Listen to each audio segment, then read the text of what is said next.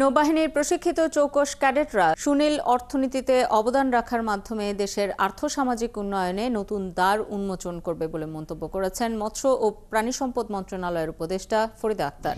মঙ্গলবার চট্টগ্রামে marine fisheries ক্যাডেটদের ৪৩তম ব্যাচের পাসিং আউটে প্রধান অতিথির বক্তব্যে এসব কথা বলেন তিনি আরও বলেন, দেশের জনসাধারণের খাদ্য পুষ্টির চাহিদা পূরণ, কর্মসংস্থান সৃষ্টি, রপ্তানি আয় বৃদ্ধি সহ দেশের জাতীয় অর্থনীতিতে মৎস্য সম্পদের গুরুত্ব অপরিসীম।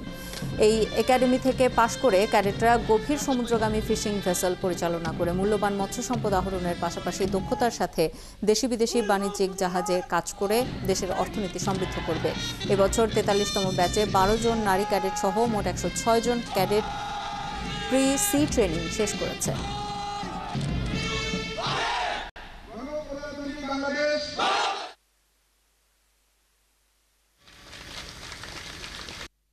বঙ্গোপসাগর হতে মৎস্য সম্পদ আহরণ, সংরক্ষণ, বাজারজাতকরণ সহ এর জীব বৈচিত্র্য সংরক্ষণ ও পরিবেশ দূষণ রোধে তোমাদেরকে সর্বদা অগ্রণী ভূমিকা রাখতে হবে।